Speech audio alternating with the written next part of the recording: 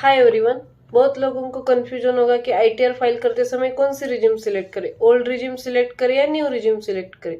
तो कौन से भी डिसीजन पर जाने से पहले हम देखेंगे कि ओल्ड रिजिम क्या होती है और न्यू रिजिम क्या होती है।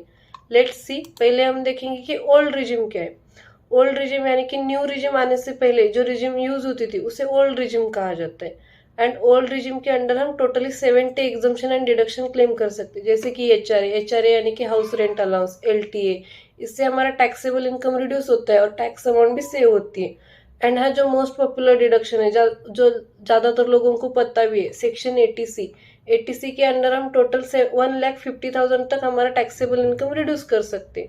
ये हुआ ओल्ड रिजिम के बारे में। अब हम देखेंगे कि न्यू रिजिम क्या होती है। ये न्यू रिजिम बजट 2020 में इंट्रोड्यूस की थी। अभी आपको लग रहा होगा कि ओल्ड रिजिम थी, फिर न्यू रिजिम क्यों इंट्रोड्यूस की।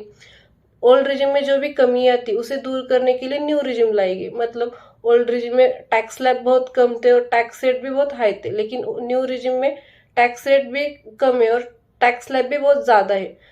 पर न्यू रिजिम में हम कौन सा भी डिडक्शन एंड एग्जम्पशन क्लेम नहीं कर सकते, जैसे कि एचआरए, एलटीए, एटीसी, एटीडी। ऐसा कौन से भी डिडक्शन हम क्लेम नहीं कर सकते। लेकिन ओल्ड रिजिम में हम totally 70 exemption and deduction claim कर सकते। इसी कारण ज्यादातर लोग न्यू रिजिम सिलेक्ट नहीं करते। तो चलिए अब हम देखते हैं कि न्यू रिजिम और ओल्ड रिजिम में कौन कौन से टैक्स स्लैब है। तो आप स्क्रीन पर देख ही सकते हैं। फॉर एग्जाम्पल, किसी का इनकम अगर 7 लाख है और उसने अगर न्यू रिजिम सिलेक्ट की तो वहां पर उसे 10% टैक्स लगता है।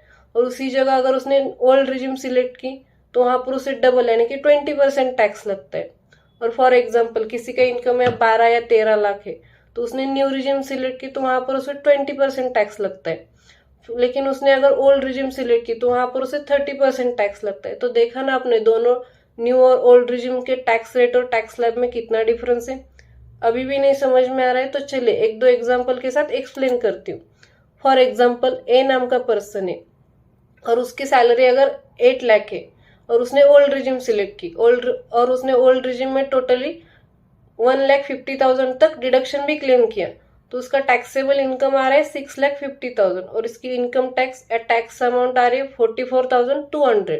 लेकिन अगर उसने उसी जगह न्यू टैक्स रिजिम सिलेक्ट की तो उस वहां पर सिर्फ स्टैंडर्ड डिडक्शन ही क्लेम होता है, तो उसका नेट टैक्सेबल इनकम आ रहा है 7,50,000।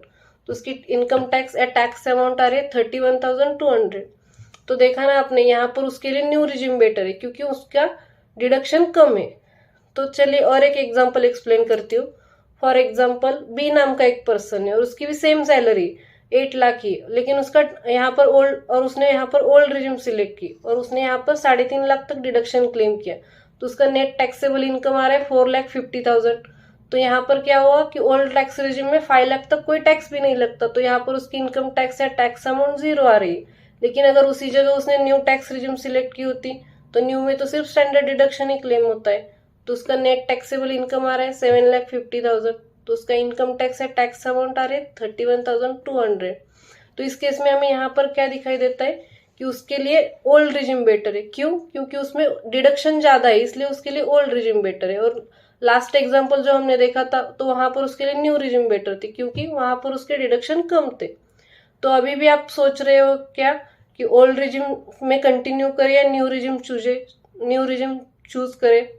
तो आपके डिडक्शन या एग्जम्पशन पर डिपेंड रहता है कि आपके लिए कौन सी रिजिम बेटर है, ओल्ड रिजिम या न्यू रिजिम।